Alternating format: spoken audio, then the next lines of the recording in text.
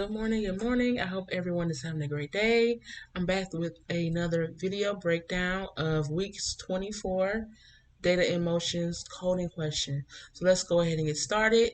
The instruction is to create a function Yale which accepts a single string argument. It should return an uppercase version of the string with an exclamation point added at the end. So let's get started on that solution. So here I declared my Yale function, which will take in the parameter of some string. So as the direction said, we're going to return that same string uppercase with an exclamation point. So to do this, I am going to use an F string.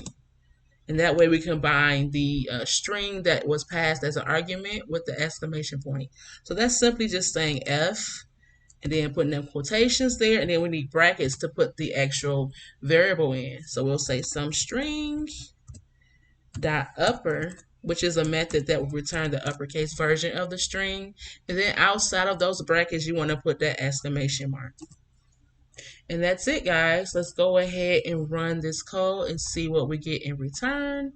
Here at the bottom, we'll just say Python 3 and feed in the file name. And that's it, guys. Straightforward.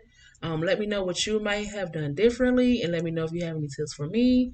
But this will do it for today. I hope everyone have a great day. Bye-bye.